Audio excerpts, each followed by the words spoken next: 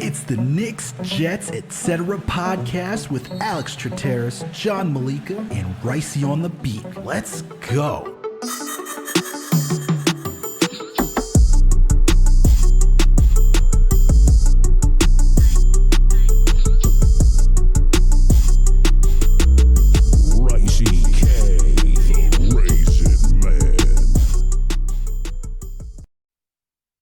What's good, everyone? Alex Trataros here with another Knicks episode of the Knicks, Jets, etc. podcast. And with me, as always, my buddy, with Coach Powell, the man on the planet, the one and only John Meleka. John, my guy, how you doing today, bro? How you feeling? It's another day. We're getting another day closer to the New York Knicks playing basketball, being in training camp, and all these articles that are dropping. We're hearing Immanuel Quickley potentially getting more playing time. Donavan Mitchell thought he was close to being home, and he wanted to be home because he hasn't been home and living in that area for such a long time. And then we also, we got some re-signings and new signings. All right, we re-signed Ryan Arcidiacono. He's coming back, and then we got Zvi Michalik. I don't even know how to pronounce that last name. It is tough. You're probably better than it. Look, I don't even know. I'm butchering his name. I'm sorry for you, man. I got to learn once the season comes. I don't even know who you are. I'm sorry. But we got two signatures, some topics. How you feeling, man? What's going on with you today? Everything's good with me, man. It's, October is right around the corner. So, we have MLB teams clinching, right? Whether that's the Astros, whether that's the New York Mets, the other team, and we're waiting on the Bronx here. But not only that, we're chasing Aaron Judge. 59 home runs, 16 games left. But this one it's not over yet, but it's the bottom of the seventh. During the stretch here versus the Pirates, sitting here at 4-4. So we're kind of in two different streaks here. We're trying to make the playoffs, win the division, and we're also trying to see how many home runs Aaron Judge gets. I got the last series, that Saturday game versus the Orioles. I got some left field seats, so hopefully let's go. I get a little lucky there. So I'm hyped about the Yankees, the Jets. I mean, check out our last Jets episode. I am over the hills with the New York Jets, but NFL football in general has been amazing. College football, I've been hot. Check us out, Winning Picks Weekly on our YouTube. The Knicks Coming, Jets Coming, ETC YouTube. Like and subscribe there. Hit the notification. You can see our Jets episodes there where we recap every single game after, and then we do the preview for the upcoming week. So we're on to Cincinnati this week. So we'll be previewing that episode coming up when the injury reports come out. We got the Knicks stuff here. The Yankees are rolling. Dude, the Rangers opener is in less than a month. Like the home opener in the Garden, less than a month. They're playing the same team we lost in Tampa Bay Lightning in the playoffs. I mean, we're back. And then right before you know it, 1 month later, it's going to be World Cup. Just in the mix of all this. But, dude, this is the Knicks episode. You always talk about One Jets Drive. They're dropping a new episode, actually, coming up. I'm hyped to watch that one. But yeah, I saw that. And they're teasing it a little bit on their Twitter. But the Knicks don't have One Jets Drive. NBA doesn't have Hard Knocks. But this is the Knicks version of propaganda. This is officially the time where we're gonna watch D Rose on the ball, balancing. Every single year we get the same video, and then we're gonna see Julius Randle dribbling. We already got that video, bro. We already got that video. That dropped last week, and I already made the comment on that. I was like, it's nice to see that Randle's handles are getting tighter, but please, for the love of God, our boys, let the offense run through Jalen Brunson. Let Randle do limited playmaking. Same thing with RJ. Let them do limited play. Limited, not unlimited, like Russell Wilson, who has been poor to start the season, but limited. Greg has something to say about that. We'll check out Winning Picks Weekly to get some Denver. Yeah, I'm talk. sure he's got the fire and the ammo to talk about Russell Wilson. I'm sure. But yeah, so I'm hyped, man. I'm hyped. Everything is good in Rangers land. The Knicks propaganda machine has started. Everything is good. Arcidiacono coming back. That sounds good. I'm not so sure we're gonna go with this lineup still, but we'll see. We'll see what happens with Fournier. He just finished his Eurobasket league. Unfortunately, lost to Spain. But shout out to oh my god, I forgot his name. I want to say Bo Nix, but it's not Bo Nix. Bo Nix, the quarterback for Oregon. That's where my mind is right now. But Bo, whatever, Hernandez from whatever from the movie. You know what I'm talking about. So yeah, you're talking Juancho Hernan Gomez? Yeah. What's his Juancho? Yep. No, what's his Juancho. what's his, what in the movie? His brother's name? Oh, it's Bo. Movie. Yeah, it's Bo. Bo what? Oh my god. Anyway, in Hustle. That's how I'm.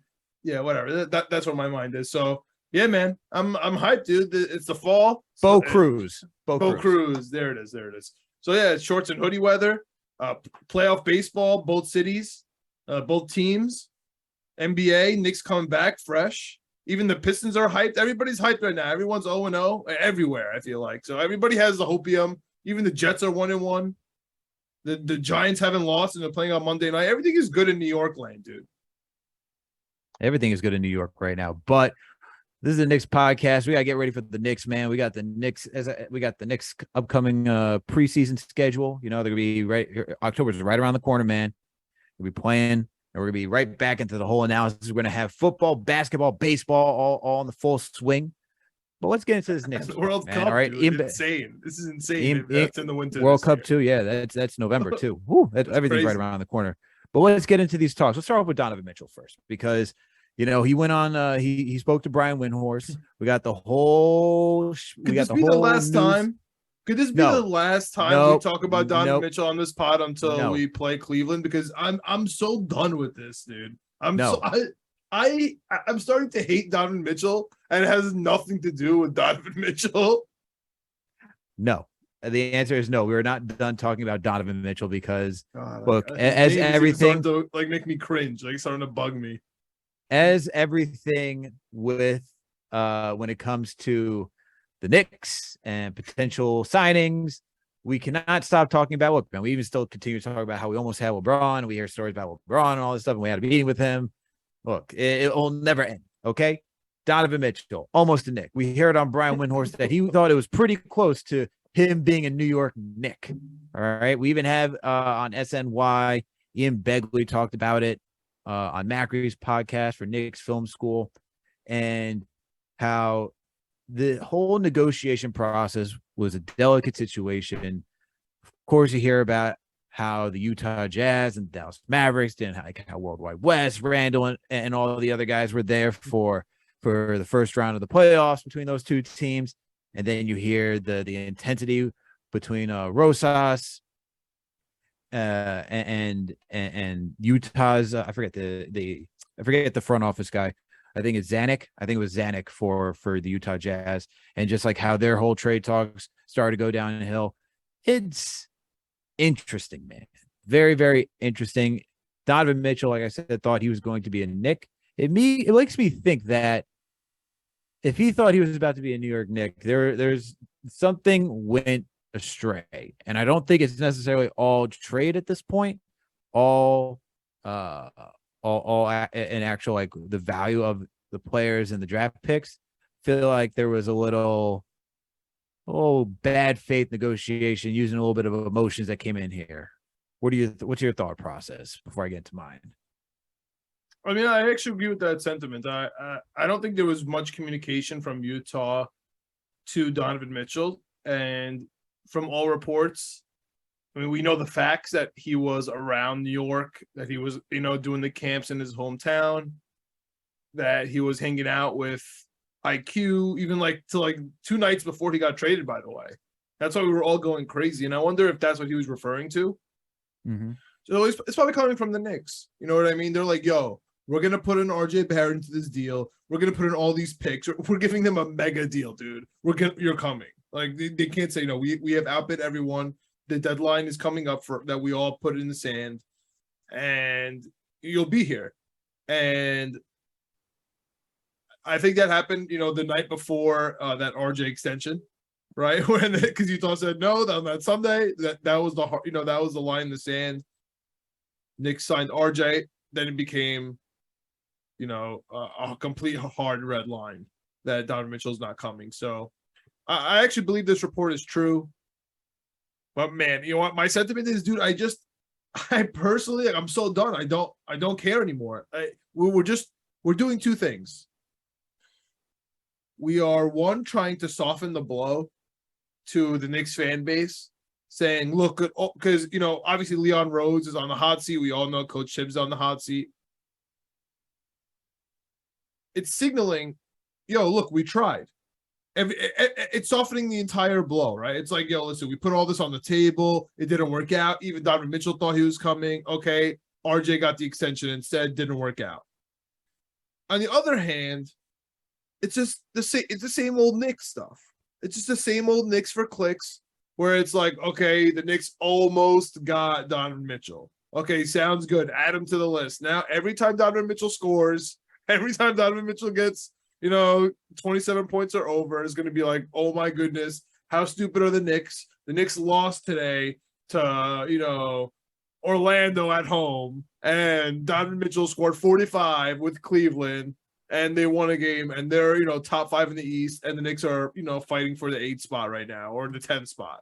And that's why it doesn't matter. It just doesn't matter anymore. Like, I don't know. I just wish that we could have this NFL football mentality where it's like, I already said it, where like the Jets are on Cincinnati. We make that joke, when the Patriots were, Bill Belichick was saying he's on Cincinnati because he had a terrible game. I wish we could just do that. I wish, as a New York Knicks fan base, we could just move on from Donovan Mitchell. And I just hope this is the last wave.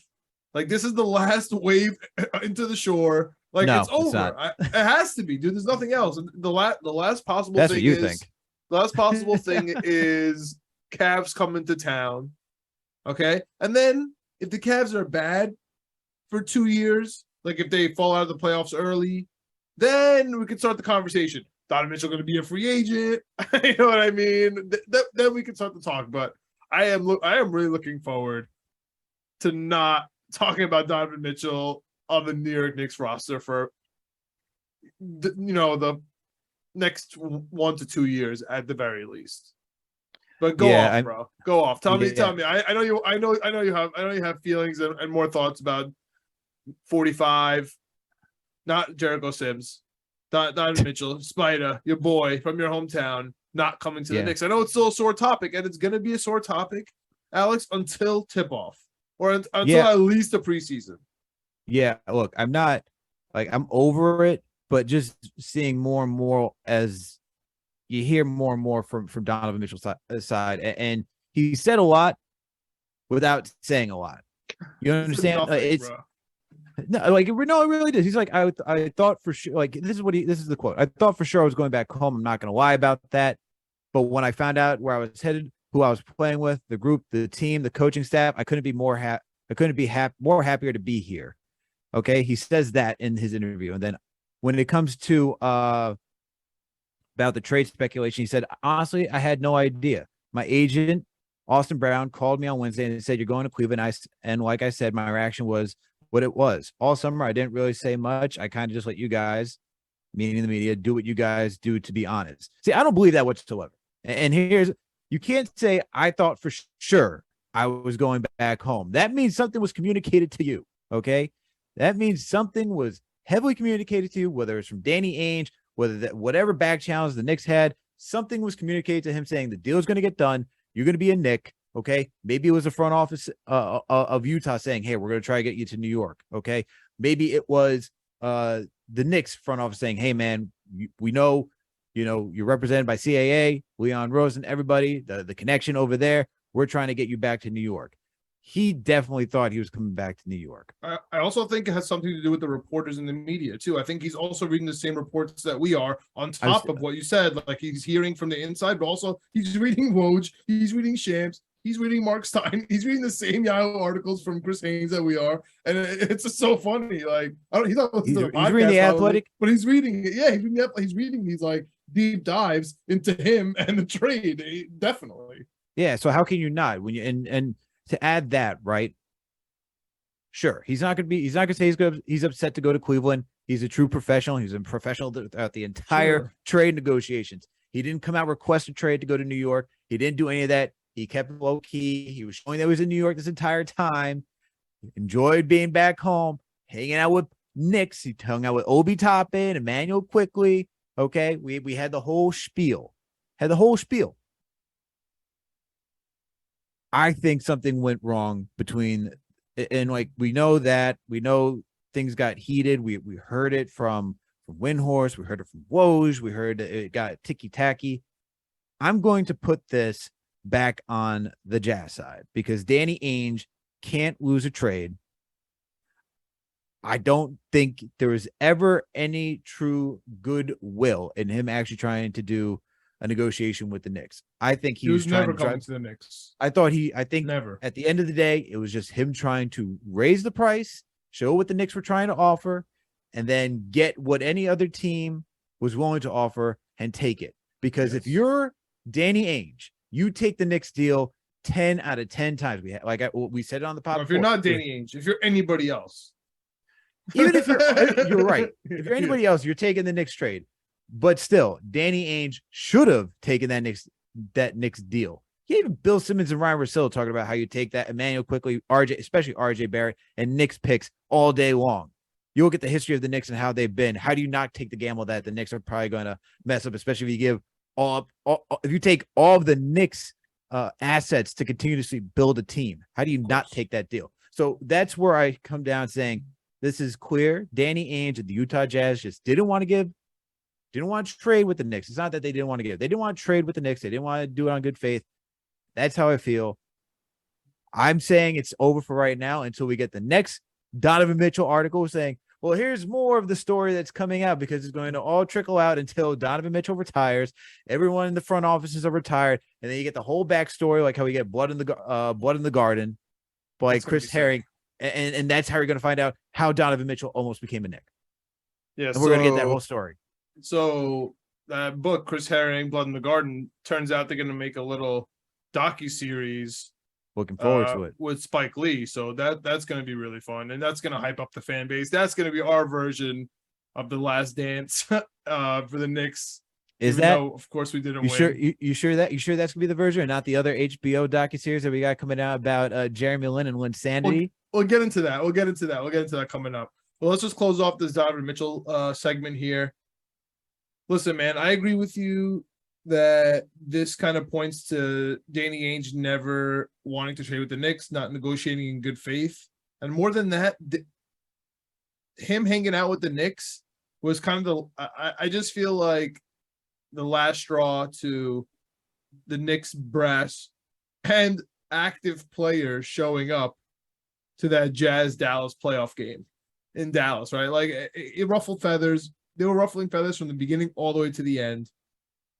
Danny just didn't want to do it with the Knicks. It wasn't in good faith. And then moving on to why Donovan Mitchell is acting the way he is, he's going to be a free agent in a couple of years when this salary cap is about to explode.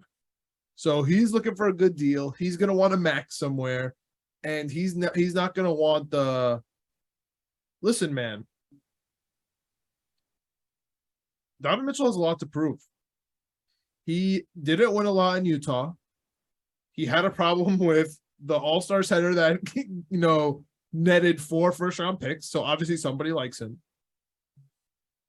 And now he moved on to Cleveland. We're all talking about how they have a good roster. He's talking about how they have a good roster.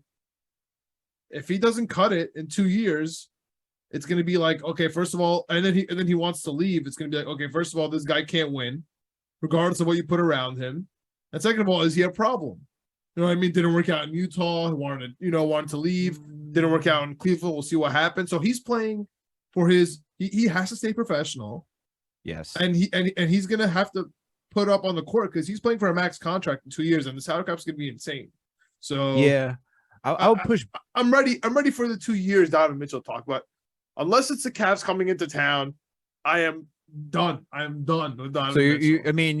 you loved and you always called Berman's pieces about how Donovan Mitchell is going to be a Knick. I mean, before it even happened. Listen, dude, before that Cleveland game, the hit pieces come. Dude, it's going to be a crazy article. It's going to ruffle a lot of feathers when he shows up. I mean, listen, the Knicks. It's already in the drafts. It's already in the draft. But I'm saying the Knicks themselves thought that. Like the Utah Jazz. They operated it. I'm they saying operated like that. Like the Utah Jazz was part of their premium tier for tickets this year. Why? Because they thought Donovan Mitchell was going to come to the Knicks, and now they can't change it. It's too late to change it because the tickets are already out. And now Cleveland wasn't.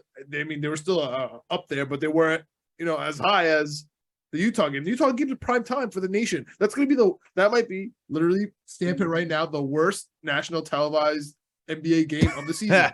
The Knicks versus the Jazz. Nobody wants to watch that. Yeah, probably. I don't know all the rest of the primetime games, but it's definitely up there. Yeah, it's definitely up there. I mean, for parts of last season, the Pelicans were poor primetime games that you had too. So it happens. But that just shows you the NBA doesn't know the inner workings of every other organization. That's what they're trying to negotiate. And everybody thought.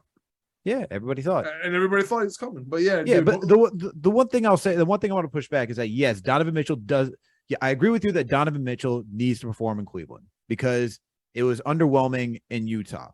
Now he's entering his prime. You're talking about playing with other youthful players. It's not you're playing with Mike Conley or Ricky Rubio. All-Stars. Gordon Hayward. Current All-Stars who are 25 and younger, right? We're talking about a true young team. Now you got to win. You're going to be that veteran on the team that has at least second round experience. You have to make they were good last year. You have to make conference finals. You have to make conference finals being on the Cleveland Cavaliers.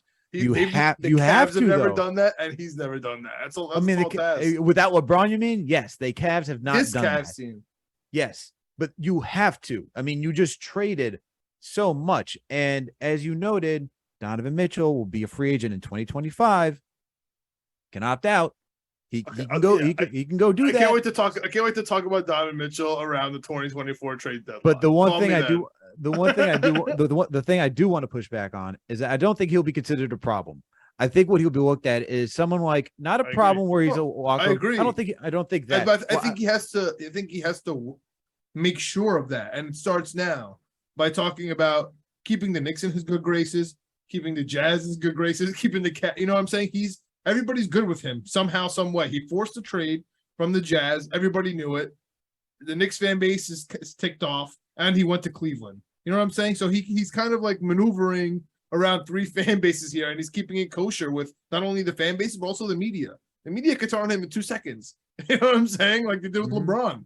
You know what I mean? Yeah. They're the ones that turned on LeBron and made us all hate him also. You know what I mean? They perpetuated it.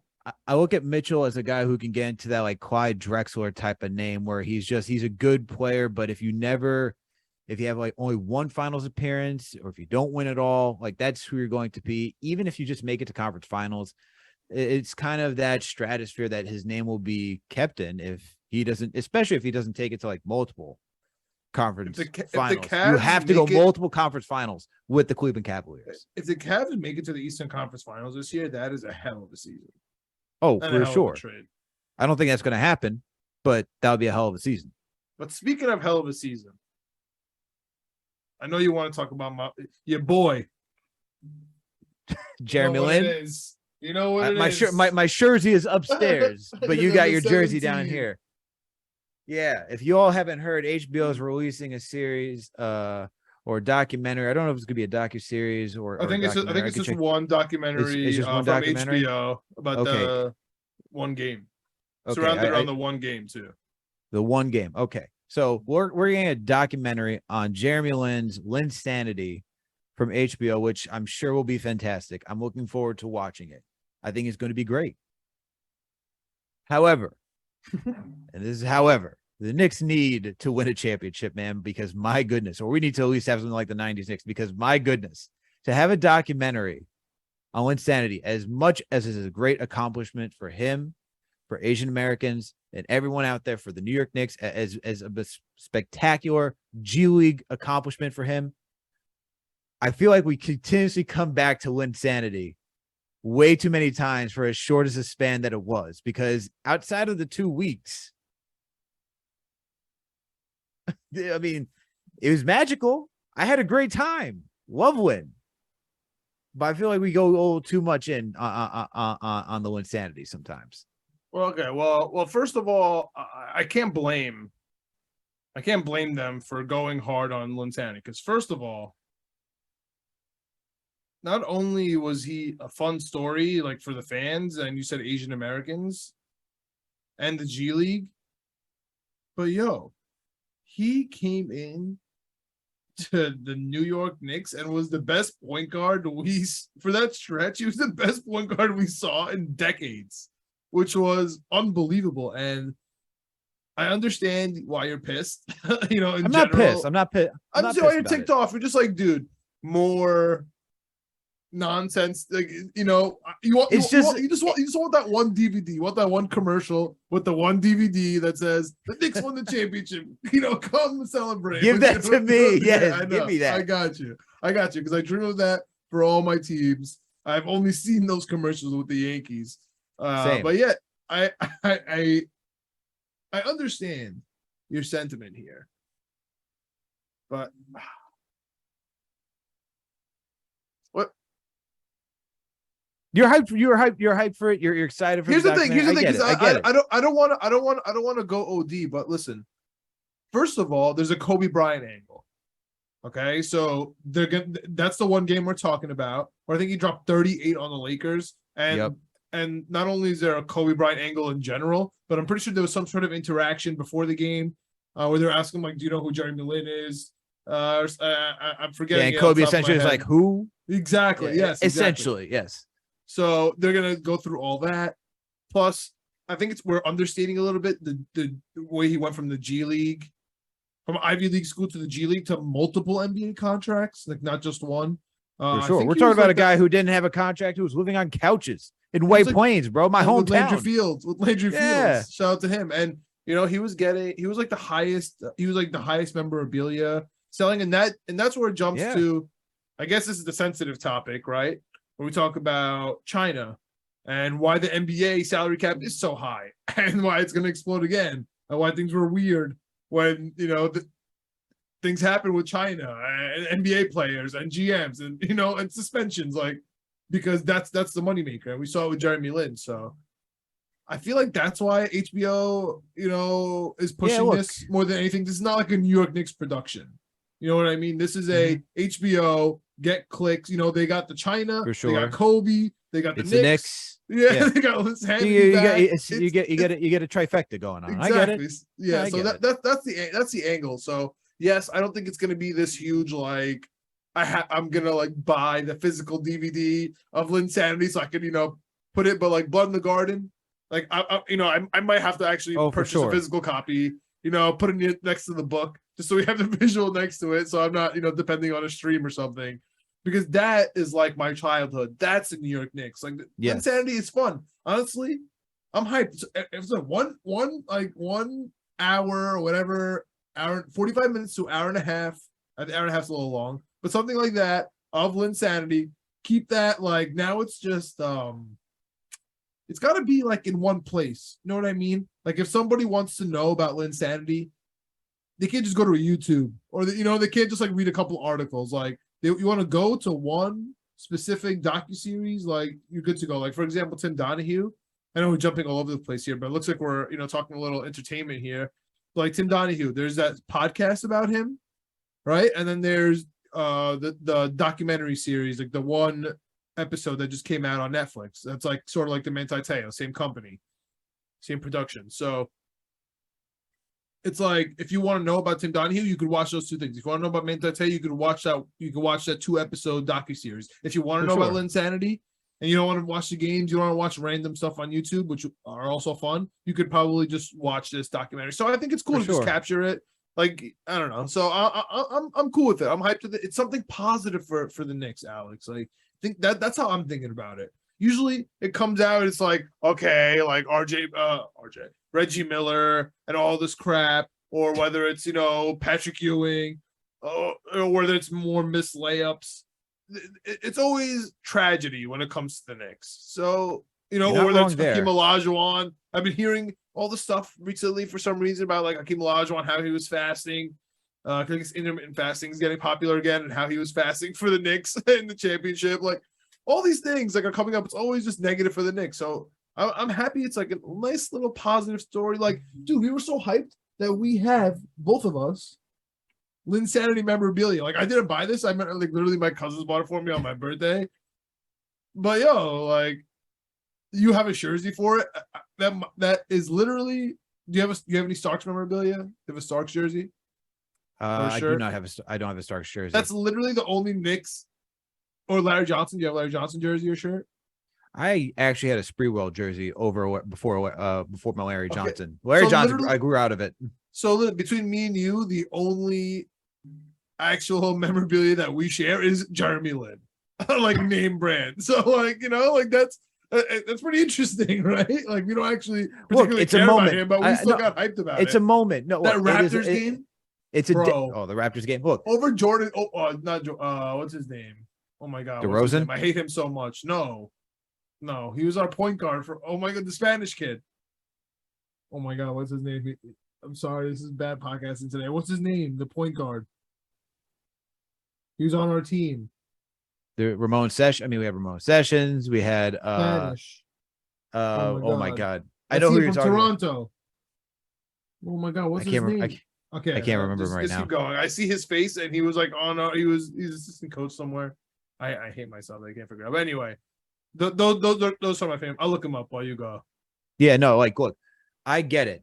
Linsanity, great moment. Love the moment. Love watching it. Got the shirt for it. I thought he was going to be our next point guard. I thought he would be an answer to a position that we didn't have solved for such a long time.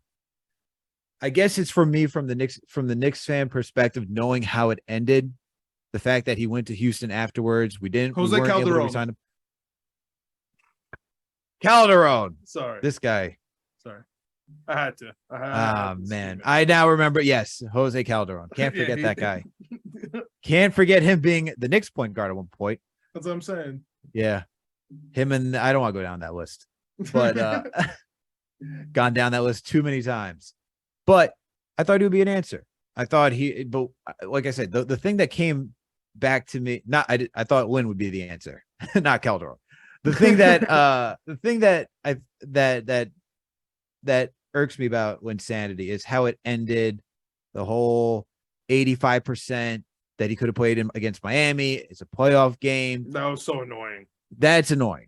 That and knowing that aspect as a Knicks fan, yes, the documentary is going to show the magical time period. I'm sure they'll touch on why he wasn't a Knick and why he went to Houston and all those things.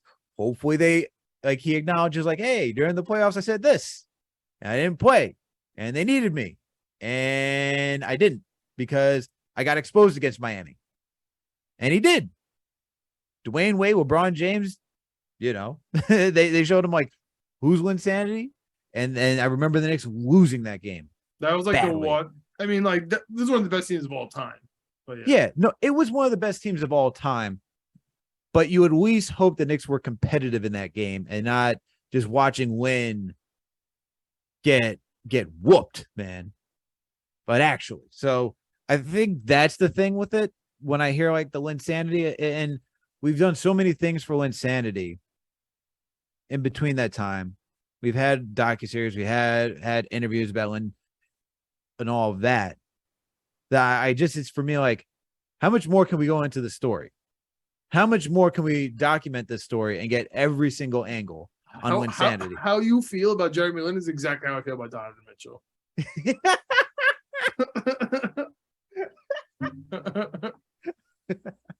Fair enough. That's fair enough.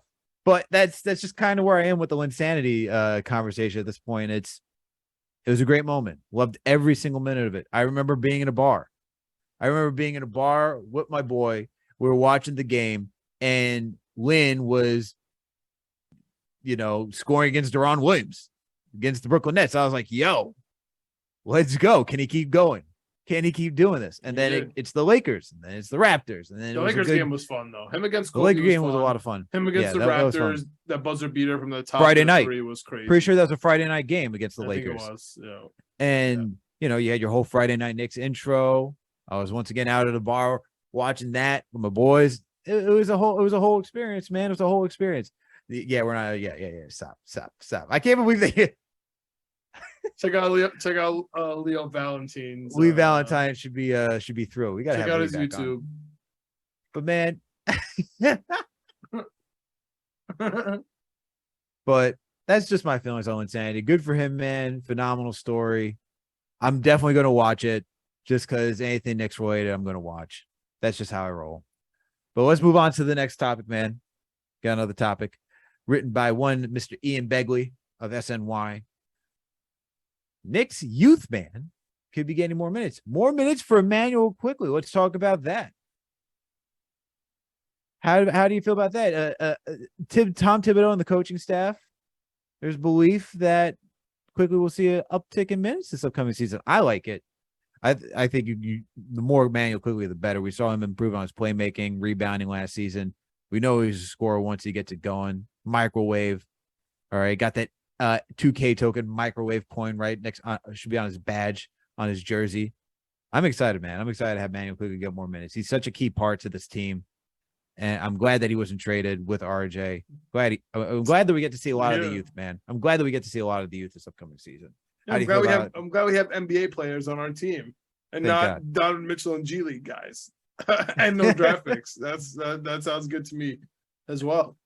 And dude, maybe IQ and Donavan Mitchell were talking about how IQ could be a better basketball player, in his role, and not really about or they're going to be, teammates, because they kind of play the same position in a way. I know IQ's bench and Donavan Mitchell starts, but they do the same exact thing. Mm-hmm. When they're in and when they're ball dominant, and honestly, when they're off ball sometimes. Honestly, I think IQ's better off ball than Mitchell. Mitchell sometimes hides when he doesn't have the ball in the corner. IQ sometimes moves, but like I am getting IQ's flashbacks. also a good defender. Yeah, I mean Mitchell. I think he's getting a lot more slack than he deserves. I know because Gobert's there, so you're like, you're the defensive player of the year, but he's not a guard. he's with Mike Conley and Ricky Rubio. it's different. So I think he gets a little more slack than he deserves there. I think he's going to be a lot better on Cleveland. I think it would have been great on the Knicks with Tibbs. I think they would have been fine. I think Jalen Brunson's going to be fine with the Knicks. I think the scheme matters. For example, Steph Curry sucks on defense, and he's fine on Golden State. They just, you could maneuver it, in my opinion. But the only thing I have to ask you, like, where everyone's going to be hyped. This is, almost a rhetorical question. How do you feel about IQ getting more minutes? We're all hyped. My question to you though is, I'm not the math guy here. But if you add minutes for one guard, you got to minus minutes from another guard. And if you want to talk about, minutes and guards, first of all, we've never had a starting point guard that's going to eat up minutes like Jalen Brunson's about to. So that's number one, a huge hurdle that, that the Knicks rotation is going to, he's going to play at least 30 minutes a game. You know what I'm saying? So probably more. Of course, I'm just saying at the very least, we never have that. We never have point guards that play that long. Our starting point guards at that. What do I do with my hands? What do I do with my hands? Like, literally, that's feel like where you're taking the ball. Like, what do I do with my hands? They're a point guard playing 30 minutes. Whoa, exactly. And he's gonna play more, like you said. Behind him is, I would assume, D Rose, but maybe he's gonna get pushed to this veteran position because you have to feed IQ and you got to feed Evan Fournier. So. And obviously Grimes. I'm just assuming Grimes is starting. So if you're gonna start Grimes with Brunson, and now you're gonna elevate IQ, unless Fournier's playing small forward, which honestly wouldn't be too bad. Off the bench, I think he could do that. I think he could do that off the bench. If you put Evan Fournier off the bench at small forward, I think that would work really, really well. So then from my perspective, that kind of answers my question, because I know for a fact. Close your ears, Cam Reddish fans.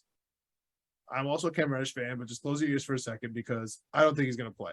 So I think if Fournier goes to small forward, you can kind of do D Rose, IQ, and we know that when they played together, it was unbelievable. Like, we remember those days. We actually have evidence of that. So if you could do IQ, D Rose, Evan Fournier, Obi Toppin, And then whether it's Hartenstein, Jericho Sims, that's a squad, man. So let me ask that you could be this one of the question. best benches in the league, and that's why I have confidence in this New York Knicks team, and that's why when people look at the Hawks on paper, if they stop reading after the first couple names, what I mean, they're gonna think Atlanta's amazing. But once you start looking at the depth, it gets really bad on some teams, man. So let me ask you this question. Immanuel Quickley was averaging somewhere between 15 to 20 minutes before the All-Star break. After the All-Star break, he was averaging 27.5 minutes per game. 27 and a half? 27.5 post All-Star break. That's a lot. They were talking. Yeah, it is a lot. When you hear the word increase in minutes, are we thinking that it's going to repeat to 27.5? Do we think it's going to be more than 27.5? Or are we thinking that it'll be like a 22 to 25 minutes per game? Because last season he averaged, and this is because of how he ended last season. He averaged 23.1 minutes per game. Where do you think he stands? If they're getting an increase in minutes, I would have to think it's got to get up to 25 minimum. Yeah, so if I could make my own bracket, I would put it from 20 to 27, right? Because that's an increase. And I don't think he's going to get more than 27 and a half. Don't forget, we were playing against G League guys. Like Obi Toppin fans, Blood the Panda, close your ears for a second. Obi Toppin's numbers are inflated. Okay, I know he dropped 45 points. He's playing against G League players. I'm sorry. He was. And IQ was also playing during those times. It's just like, I love Obi, but it's inflated. Dude, he's not a 45. He's not going to drop 45 points on a starting team. And IQ is probably not going to get 27 and a half minutes. And we know it kind of sounds ridiculous to be this stingy, but nobody's more stingy with the minutes than Coach Tibbs. So if I have to make my own bracket, I'm saying 20 to 27. You want to middle me out at 25? I'll take that. I'll take IQ 25 minutes a game. That's 4 or 5 threes. Hit you go 40, 50%. Hit your free throws this year. Make a couple passes, make a couple defensive plays, like literally 2 assists and a deflection, maybe a steal. Mm-hmm. That's grit that wins basketball games, man. For sure. I think I'm trying to pull up the numbers and see how the averages work out for this team, especially when we actually have players available. So I think he'll end up somewhere around the Derrick Rose numbers, which is 27. I think that's where Quickley's going to end up around this season. That's a lot. I think Derrick Rose is going to take a back seat, and we're going to see Immanuel Quickley. Derrick Rose will be a key part, but we know how he wants that 20 to 25 minute mark. I think they're going to try to be careful. They are going to play together, but I think Derrick Rose is going to have more time to rest because of the guys who showed promise. Like we had Berman on this pod talk about how he wish he played Obi more down the stretch of games. So I think Randle's going to get some minutes taken off from his workload. I think the same thing's going to go for Derrick Rose, where he's going to get minutes taken off his workload for Immanuel Quickley to step up. Quentin Grimes is going to be, I think, a mainstay in this rotation. I think he will be a starter because of his defense, his off-ball prowl. I just don't see how that doesn't fit. And I think the big thing, even though the Knicks are so far out of reach right now based on how the East is shaping up for playoff-wise, my expectation is that Tom Thibodeau will – I think play-in is different than playoffs. Play-in, I think they're a 10. I think they can get to 10. I don't think they're that far, but yeah, go ahead. Okay. Not this for this season. I think it's rough. Down the line in the future, sure. But I think for this season, Thibodeau will finally understand that he's got to give players some sort of rest. And these are the guys that are going to get the rest. I think it will be Randle. I think it will be Rose because we had to rely heavily on Rose 2 seasons ago in the playoffs. And we saw what happened. He got injured. Then we lost him for the entire season. Everything went downhill once Rose got injured. We couldn't have Rose on this team anymore last year. Randle had a heavy workout in 2 seasons in a row. I think you have to pull it back. That's just my opinion. I need to ask you some rapid fire questions. Are you ready? Okay, let's go. Are the Knicks better than the Wizards? The Wizards? Yes. Are they better than the Raptors? No. Are they better than the Pistons? Yes. Are they better than the Pacers? Yes. Better than the Magic? Yes. Hornets? Yes. I had to think about that one because I forgot. I had to make sure I had to think in my head quick who's on that roster. Come on, dude. That one hurt. It took long. The Bulls? No, Lonzo. still not better than the The Bulls. center stinks. Still not better. DeRozan's DeRozan and Levine, man. Along those are two solid offensive hubs. Alex Caruso is a good defensive player. Patrick Williams takes another step forward. Oh, come on, man. You gotta give the Bulls some respect. As much as I hate them, you gotta give them some respect with that team. The Hawks? I don't think the Hawks are that good. I think that roster. Me either. Dude. That's why I don't understand. That's why I don't get it. So in that case, I'm gonna give you everybody else, right? Like Sixers, so Bucks, Cavs, Celtics, Sixers, Bucks, Cavs, Heat. Celtics. Yep, that's 5.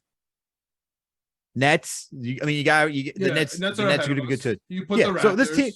You put the Raptors. Yeah. So, we got 7 teams. We got 7 teams. Out teams. of reach. We're not that far away. That's all. Could they make the play-in? Could they make the play-in and win the games that they need to make the playoffs? Absolutely. There's always that possibility. Are they going to make a deep playoff run? Absolutely not. Not this year. At least. No. I wouldn't say deep playoff run, but I think we're going to make the playoffs. Okay.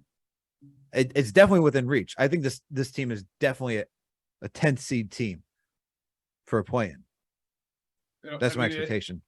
I think it starts with Star J. Barrett, who your co-host on Knicks Fan TV, CP the franchise, just had a nice little interview. Franchise. What'd I say? Franchise. It's not a franchise. Did I meant to say franchise. He had a nice little interview with RJ Barrett on his birthday. So shout out to CP. Yeah, happy birthday to CP. And I think that this is going to. Honestly, it's RJ Barrett's season to make or break. He just got paid. He's inefficient as hell. He has a point guard. Randle's on the hot seat. Coach's on the hot seat. It's on RJ. It's on a lot of people. I mean, Randle too, man. I mean, we went through that. It's not on Randle though. Randle stinks. If the Knicks stink because of Randle, this is going to be a Knicks problem. It's not going to be a. What are we gonna do? It's not gonna be a Randle fix. He's on this team, dude. If RJ stinks, we are screwed. If RJ stinks, I agree. He's not going. If Randle stinks, it's not a big deal. If Jalen Brunson stinks, we are screwed. Yeah. Okay. I see where you're going with this. Randle still stinks. We're almost screwed. Just so you know. I don't think any of those things are gonna. I don't think any of those guys are gonna stink. I think these guys are good. I think they're solid. I think we'll have a solid team that will be competitive night in and night out. But you need all those guys to perform at an efficient level. This team has just. Randle was so hyper efficient 2 seasons ago. It was just bananas. RJ was also efficient 2 seasons ago. Not hyper efficient, but he was just really efficient. Yeah, from the corner 3. From just 3 in general. He shot 40%. From the corner. But like he great from the corner. Hit layups or free throws. It's annoying. I get that. And now that he's extended, we can be honest about the whole thing. Dude, you gotta hit your layups, you gotta hit your free throws. That's it. We know that the numbers do not support RJ. Yes, he needs to improve on those areas. Yeah, that's it. I don't have to defend him at all anymore. He got paid. He's here. We're not trading him, and so now I can call. I can call for what it is. You gotta make these freaking layups. You stink at the damn when you get to the hoop. You really gotta get into the hoop. You got the first step. He can shimmy his way out. He can go lefty and righty. He can switch up depending on where the defender is. He can block out the defender with his off shoulder. It's really good. He can fade away baseline, but he can't finish. And then he gets to the free throw line, which is really good at it, and he can't hit a free throw. It's disgusting. So you got paid. You're the leader of this franchise. Get us the damn 7 seed. 6 seed? 6 seed. 6. Wow. Get us a damn 6 This season. This season? You want this season? I mean, well, I know you're always looking for playoffs. I'm gonna be 100% honest with you. I'm just not worried about the Chicago Bulls. They're good. I'm just not worried about them. They can go on easy losing streaks. I'm not worried about the Atlanta Hawks in the least bit. Like I can't, actually, when I look back at that, when I looked at that Atlanta Hawks roster, it is bare. So outside bad. Of DeJounte Murray, Trae Young, and Clint Capella and Collins. Sure. Yikes. Yeah, you got to throw it in there, dude. But yeah, it's bad. They got Bogey at least still, but he's injured. Yeah. But I mean, the Celtics, they just signed Gallinari and he's hurt. I mean, Celtics are still deep though. Celtics are still deep. I know, but Robert Williams now he's hurt forever. Did you see the article that came out today? I did see that. Yeah, I did see. That's insane. They were trying to trade Jaylen Brown. How good could Marcus Smart be in consecutive years? I mean, we'll see. We'll see what happens there. I'm not saying the Knicks are better than them or anything. I just think it's for the taking. Can the Heat suck a little bit more than last year? I think it's possible they regress a little bit more. The only teams I'm really honestly scared of are, I'll be honest with you right now, the Cavs. Right? We talk about them a lot. I think the Cavs are going to be very, very good. I think the Bucks are going to be. I think the Bucks are going to win the East. I think the Nets are going to be very good. It's the best team Kevin Durant has played with the Nets. However, they need a center. They'll probably figure that out. So Ben Simmons. We'll see, dude. He could be really good for them. We'll see what happens. So I like the Nets a lot. I like the Bucks a lot. 76ers, as long as Embiid is upright, he'll be good. But I don't know. Like, he's gonna do another season, another playoffs upright and healthy and play well. And James Harden. All right. I'm not gonna say. Like, I don't know. I don't know. I don't know. I don't know about James Harden. I don't know. I do not trust Joel Embiid as far as I could throw him. Literally, that's how much I trust him.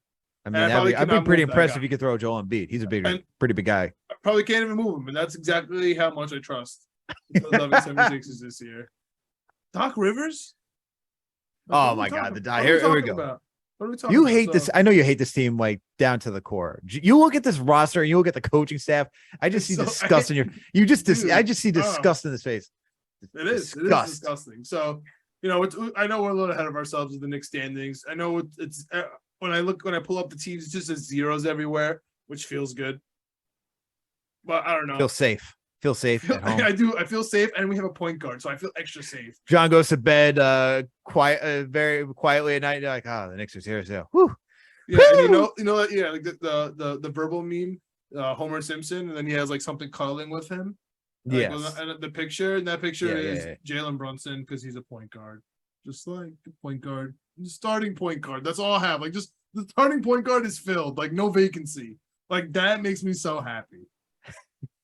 Starting point guard is not out to lunch. That's literally why I have confidence in the New York Knicks for the first time in a very long time, because they have a point guard. Okay, let's go. I believe in Jalen Brunson too. We talked about Jalen Brunson extensively on this podcast. He's gonna be so damn good, man. Extensively. Well, man, I think hit layups and free throws. Well, you heard it here. Been hearing it here from John all the time. John's about to be brutally honest with RJ this season. No holding back. He's our guy now. Now that's it. Like, he's like, oh, you got the contract. Now I can really tell you how I feel. Yeah, when you first start dating the girl, you can't point out the flaws. Like, everything is good, everything is great. You know what I'm saying? Until you lock it up, Alex, right? You get married, you go to the other side, and then you can start being like, all right. Like, now that we're here for the long haul, like, you gotta fix this up, you gotta clean this up here, you gotta, do this a little bit more. And that's where we are right now with RJ. Now we're married. Now it comes out. Oh man, love this analogy. This is great. I will plead the fifth not to add to this conversation. And on that note, I think this has been a good conversation about the Knicks. Man, for all you who are tuning in, listening to this podcast, thank you so much for tuning in. You know what to do. Please make sure to subscribe. We're on all audio listening platforms. We're on Apple, Spotify, Google Play, Amazon, Alexa, Stitcher, you name it. We are there. If you listen to us on Apple or Spotify, please make sure to give us that 5-star rating. And if you listen to us on Apple, please make sure to leave a review or comment. You can also find this podcast on the Daily Knicks or the Jet Press, because we are partnered with Fanside and Minute Media. Come on, everyone. You know what to do. It's free. Subscribe. It's easy. You know what else is free to subscribe? That YouTube page. Knicks coming, Jets coming, etc. Period. No one writes out, etc. That shit's wild. Find the page, subscribe, hit that notification bell. That way you know when a new episode drops. When you watch a video, leave a comment. Add to the conversation. We drop the Knicks. We're dropping the Knicks. Leave a comment on the Knicks. All you have to comment on the Knicks. We appreciate it. Butter DePonta, I-95 Bully. All you guys are great. We appreciate all the conversations, especially the regulars. Come on, guys. The Jets, we need a little bit more comments on the Jets. All right. We got John's uncle in here. Appreciate it. Appreciate you, Unc. Always add to the conversation. The Jets got to win, Unc. How you feeling? Let us know. He's one of the biggest Jets fans. Probably, easily top 5 big Jets fans that I know. All right. He has. Shout out to you, Uncle Mike. He has the coolest. This is the second time it's been mentioned on this podcast now. He caught it the last time. It was a Jets one, so I don't know if he's in the weeds of these Knicks ones, but he has the coolest Joe Namath jersey. It's like a legit off the rack jersey when it was out. Like he's that old school. His dad's Staten Island. Oh, okay. Back in the day, like he's old school. So he's got the Joe Namath like Reebok like with the letters he got the Reebok joint. Oh, okay. Yeah, with like I've been looking for it everywhere. I cannot find this Namath jersey. It has to be fake because I can't find it anywhere. But it's so real that it looks fake, and it has like for example my Justin McCarron's jersey. Yes. Or my DeBrick jersey. You know how they fade a little bit, like the numbers start fading. Yep. Like that's how his Namath jersey looks. It's the perfect jersey. So okay. So he's one of the most diehard Jets fans. He actually he does one away game every year. He always tries to get me to go. He goes with like a huge group of Jets fans. Let's go. He I'll be honest. He was one of the people that inspired me to start going to away Jets games. That's what I like to do too. I gotta figure out this year still. I still gotta figure out this year. Listen, man, Lambeau's still open. I actually speaking of Lambeau, I just booked my alumni tour with Amon Green. I couldn't fire. Dude, there has to be a trivia question. Who is the leading rusher in Green Bay Packer history?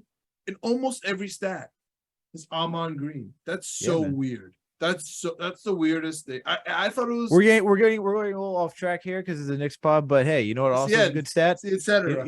You know, it's also a good stat. Joe Flacco leading the league in passing attempts by a solid 13. The only man in triple digits. Dude, he's also killing it in yards, and I think PFF has him. I think he's 12th in yards, and PFF has him as 3rd overall this year so far. Insane. Elite Flacco's back in action. Let's go. Classic. Whatever. Never thought I'd be saying this with actual somewhat confidence. But here we are. We are as Jets fans, we are battered. We are quite the bipolar fan base. Literally in the 3rd quarter, we wanted to cut this guy and play Mike White. Castrate him, bro. Castrate the man. And the 4th quarter, now we're talking about how he's amazing and he's top quarterback in the league man. This year. Elite. Everyone loves him. He's back. This Jets fan base on full tilt. We're fickle. By quarter, down to the minute. We are fickle right now. We have no foundation to stand on. We're just like a pendulum. Wherever it goes, we are there. That's a fact. Oh man. Then last and certainly not least, please make sure. Well, actually, before that. Almost forgot. While you're also over at the YouTube page, John talked about it earlier. Check out Winning Picks Weekly. Okay. If you guys are all into, if you guys and ladies are into sports betting, gambling, you got to check these guys out. Winning Picks Weekly. These guys got you covered, whether it's the NFL, college football, NBA, MLB. Go check them out. If you got to put money down the line, there's no better guys to check out than John, video producer Greg, and our guy and co-host Chip Murphy. Now, last and certainly not least, please make sure to follow us on all social media platforms. We're on Facebook, Twitter, Instagram, TikTok, you name it. We are there. All right, everyone. We'll catch you later this week for another Jets episode of the Knicks, Jets, etc. podcast. Woo! We out. Aaron Judge. 60, baby. Ooh. Let's go. 60 home runs. Aaron Judge.